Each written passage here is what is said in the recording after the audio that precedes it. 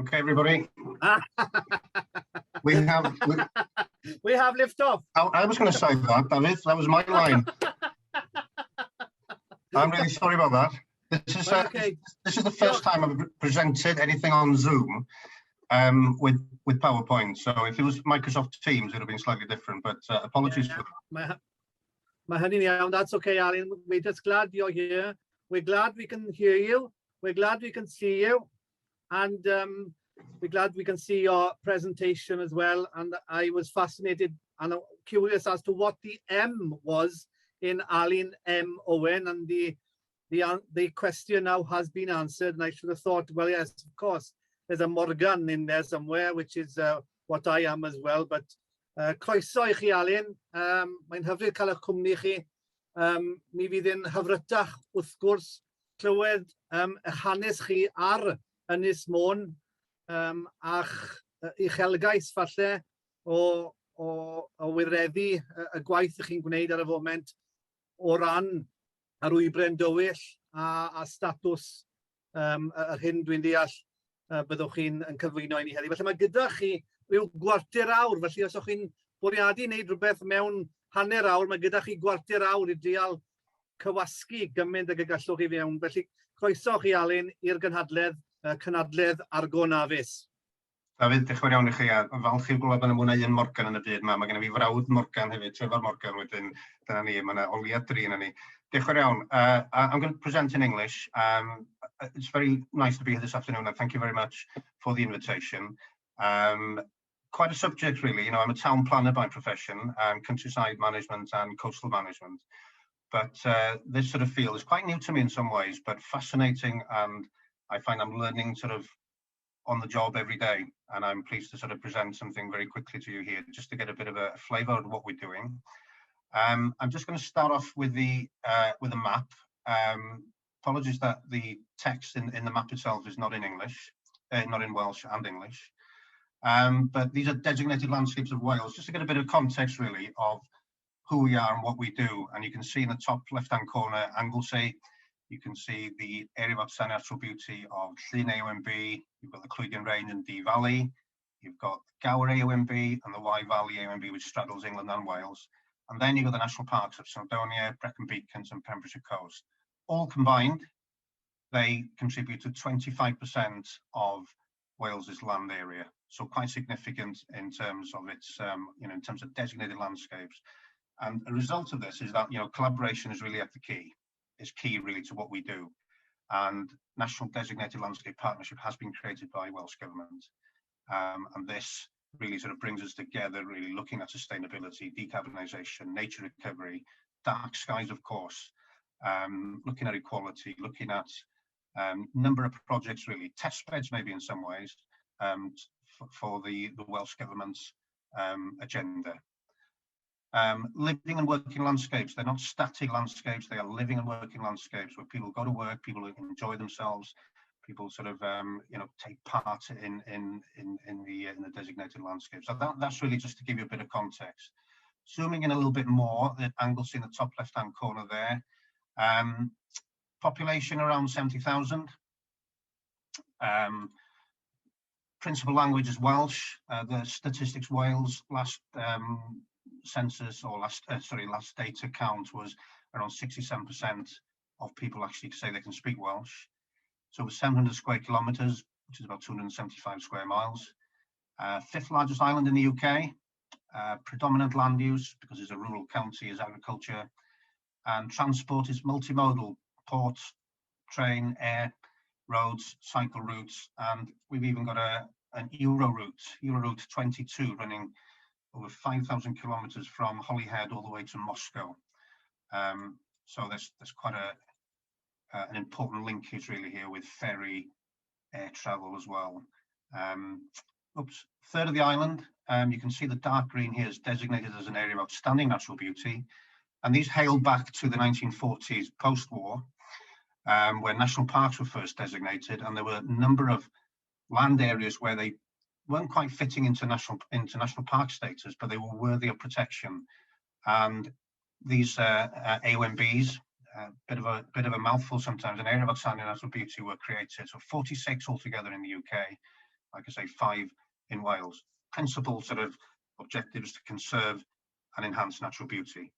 And I'm really proud to work for the local authority in an island that I was born. So it's nice to sort of be able to sort of manage and work with excellent colleagues in the council and colleagues and partners and the community in general.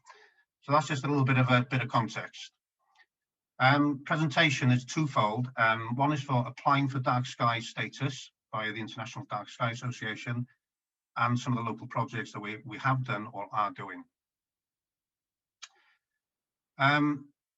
Current position really with this is that we haven't applied at all. We haven't put an application into the IDA. I'll call the International Dark Sky Association IDA from now on, just to save time. We have established, Danny was doing a presentation and I couldn't get into that presentation, but she would have probably mentioned about Project Norse, which is the 3 AONBs in North Wales plus National Park of Snowdonia have created Project Norse, really to sort of to protect the nightscape really and raise awareness. And for the 3 AONBs in particular, looking at sort of attaining a dark sky accreditation. Snowdonia National Park already accredited with Dark Sky Reserve. We've done numerous events in the past and still doing events. In particular, through the pandemic, we found that online events were very, very successful and reaching a wider audience really globally. You know, some people visiting from Tasmania sort of connecting to these online events that Danny was doing, and they were very successful. We're working with schools. We've bought a number of astronomy equipment, binoculars, etc., and we're distributing those, or getting to start distributing those tomorrow, in fact. So that's another one, working with the community, working with schools. Sky quality meter readings, we've done those over a number of years, and we're quite consistent with our sort of recording of those. We've done, that's the current position. Like I say, we haven't put an application in, but there's a process internally we have to look at as well.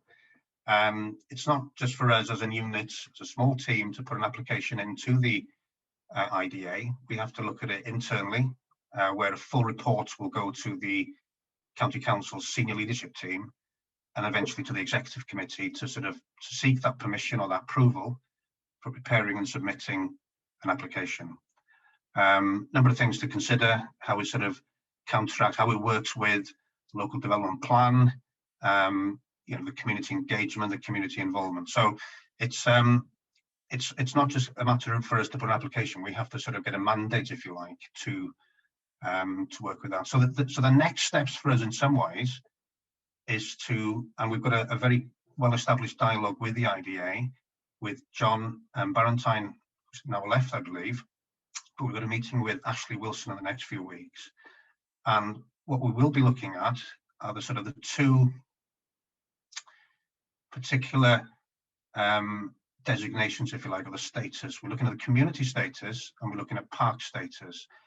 I'm just going to nip down to the map again, if that's okay. When we spoke to John Barentine a few weeks ago, maybe a few months ago, he was saying that the AONB probably classifies or qualifies, I should say, for maybe park reserve, where the rest of the island possibly might be community status. So park status, possibly, community here. All of it probably is okay for community status, but we have to go through the process. And that's where we are at the moment. We've got a little bit of a, it's not quite straightforward. Do we head for the community status completely? Or do we look at this designated landscape here, an AONB, and elevate that to park status? So that's where we are at the moment. So it's a task that we are sort of endeavouring to get through, to speak to our local sort of to the senior leadership team, prepare a report, goes to executive, we get the mandate then, but also we need that IDA advice on how we sort of tackle this. Is it one community or do we split it in 2? So that's where we are with the designation, with applying for the designation. The second part of the presentation really is about what we're doing on the ground. i.e. what we're doing now effectively.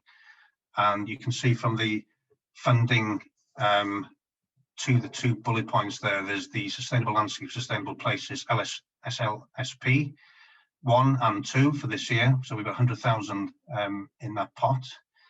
And this is Welsh Government funding, capital funding. This is for national parks and AONBs. And this is for looking at projects that sort of looking at decarbonisation, nature recovery, sustainable tourism, as well as the COVID-19 recovery. That's quite important as well, of course.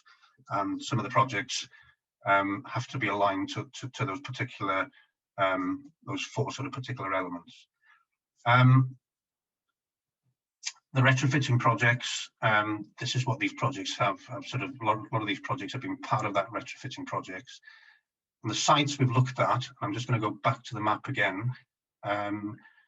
We've got quite a spread really. We've got Valley Primary School, and that's the one I'm just going to concentrate on in the last 5 minutes that I've got, and maybe a bit more. We've got a project looking at Area Valley, looking at some of the lighting issues there, one of the biggest light polluters probably on the island. We've got Cemais up here, heritage lighting, just outside the AONB, but still contributing quite a bit to the AONB in terms of the people that visit here and the beach and the sort of the sort of the heritage side of it. We've got a caravan and camping park, caravan park over here. We're doing some work. We're doing some work in Menter Bridge by the waterfront, replacing the street lighting. This is street lighting up here as well. Coming down to Aberfraw, we've got, here we've got a large estate, Bodorgan Estate, the biggest private estate on the island. And some of the houses, these are sort of near public rights of way. They're small cottages, there's about 6 of them, plus a holiday home, holiday accommodation, probably within half a mile of each other, in a very dark sky area, but emitting quite a bit of light. And they're causing, quite a bit of concern for the landowners there. So those are the projects, quite a decent geographical spread there. So the Valley, I'll concentrate on this one just for this presentation. Valley Primary School, and I'll just show you a quick photograph of in the daytime and in the nighttime. I'll just go back along here. So really the project is we started off with a small grant scheme where applicants put an application in. Anglesey Council was one of those, my employer, where they own schools, leisure centres, libraries, where lighting is really sort of, in need of sort of upgrading or retrofitting. It's a community school, it's in the AONB. We work in a sort of collaborative way internally with the senior electrical engineer in the council. We asked him, which school does, is the worst sort of offender, if you like, in terms of lighting pollution. And Valley came out as one of the worst. And interestingly, it sort of affects the residents as well. It's a community school near residential housing, and the lighting there is quite intrusive. And this is where we're looking at sort of getting external device here. So we had Cundall Light 4, Andrew Bissell assisted us here with sort of design for not just this project, but for the other projects that I discussed a moment ago. For the right type of lighting, for the right, for the location of Valley School. Supply installation, that's been quite a challenge with parts and sort of components sort of in different parts of the world, trying to bring those together. Supply chains, COVID, Brexit is all being put in the mix as sort of the reasons why these are, sort of this delay. So there's been quite a bit of delay. And installation will take place when some of these components have arrived, some haven't. So we're still waiting for some of them.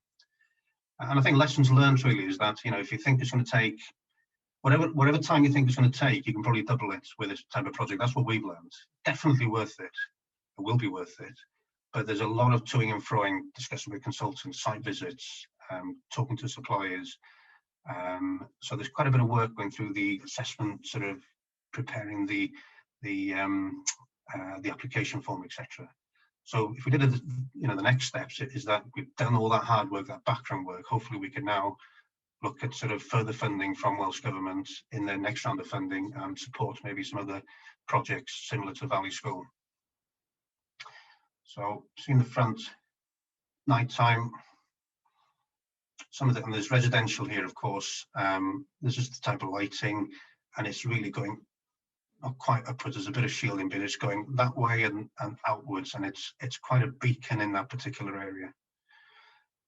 What we're looking at, this is not to scale, and this is not exact replica of what you saw up there, but this is the closest I could get. Sort of the bulkhead lighting, and we've got this bagel lighting that we're looking to introduce. So the light here is down, it's not asymmetrical, but it's coming out this way as well. So it's not lighting the not lighting the building.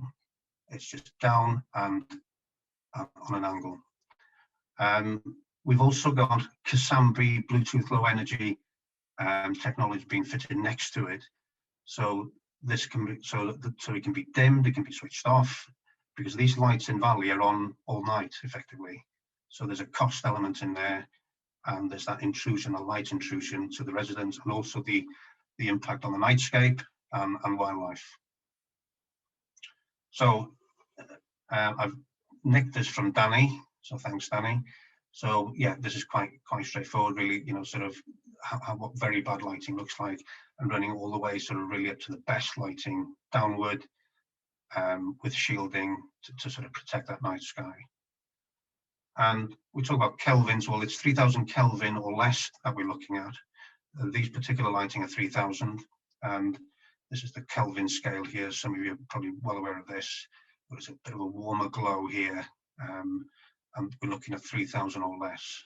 And I think the IDA sort of are promoting this sort of 3000K in terms of lower cost energy sort of usage, protection of health, human safety. The whiter it is, really, the more harsh it is, and it's also about the health risk as well. You know, sort of how much you know, the more the range goes up this way, it affects suppresses melatonin production, leads to sort of disrupted sleep, and that can cause a number of health issues as well. There's quite a bit of science involved in getting into that, sort of looking at that sort of issue. It conserves nocturnal wildlife. Hopefully, you know, by doing this project, we've got something in the AONB that sort of as an ambassador project with the schools, and also is protecting that natural nightscape in particular. And also generally, it's hopefully drawing people into the island as part of astrotourism, coming to an island, to the island, because they feel it's a worthy island of visiting because of the nightscape, the night sky, and the protection that we're offering it. This is the yard in Valley School looking out towards the residents. So these houses are sort of, they're getting the full force of the light, if you like, and that's causing quite an impact. This is just the rear of the school. So at the moment, the light is going this way and all the way out. With a new lighting, it'll be down and just lighting sort of the area that isn't needed to be lit up, rather than all this sort of space here. And that is a photograph by a colleague of mine, Hannah, and that's what we're looking at, really, sort of, is to protect that night sky as much as possible.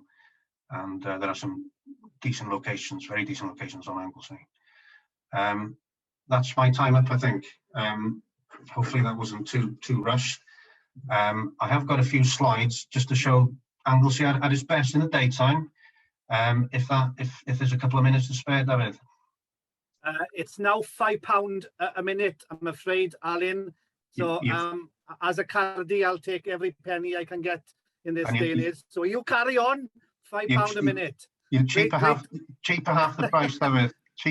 I'll give you five minutes of my presentation, because we are of the same ilk, and you've got a Morgan in your name as well. Flipping heck, I've done well today, haven't I? So just I've got 10 slides I've got here quickly. Okay. I wasn't quite sure how much time I had left, so I thought, well, I could just show you the best of Anglesey. You can have my 5 minutes. Oh, thank you very much. You're very kind.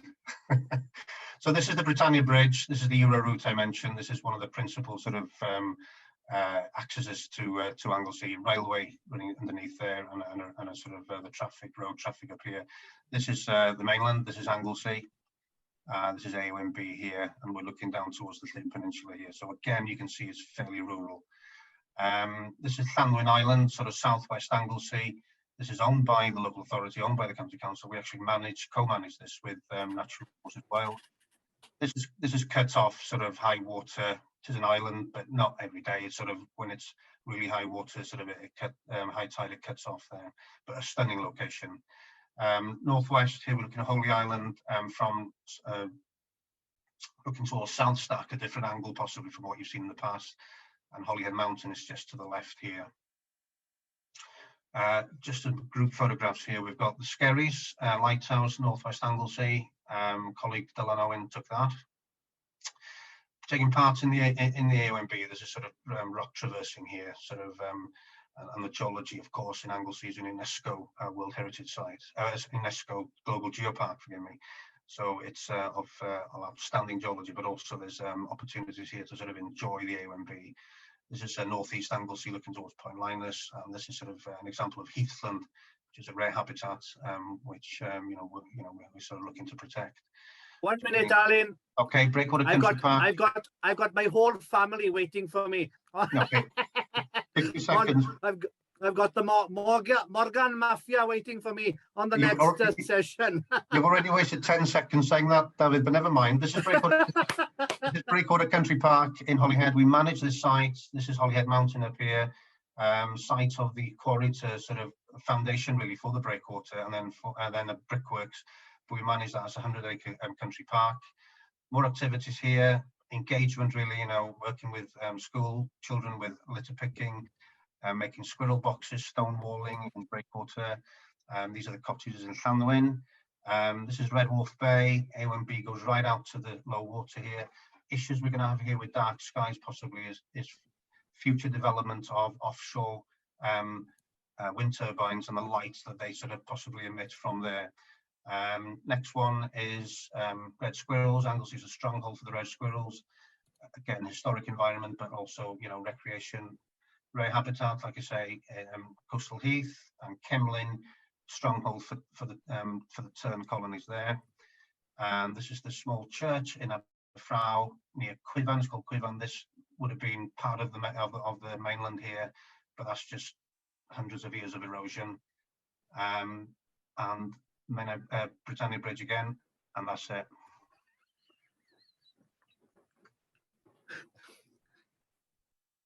We just flew out of the Death Star with seconds to go. Diolch, Alun. Diolch am eich amser chi. Thank you, Alun, for contributing to the Argo Navis conference, Dilyn y Sir, Follow the Stars. Exciting stuff up there in Ynys Môn, and look forward to seeing you getting international dark sky status for the parts of the island which you're working with and working for, of course. I've only ever visited the island once in my life, but I'm sure next time I will return that there will be international dark sky status for the island, and it'll be great to meet up with you as well, Alun. A South Walian coming up to meet a true North Walian, as it were. Well, the Morgans meet. Thank you very much. And sorry it was a bit rushed, but thank you ever so much for the opportunity. Thank you, Alun. Thank you, everybody, for attending Alun Morgan Owen's session. Diolch yn fawr iawn ti.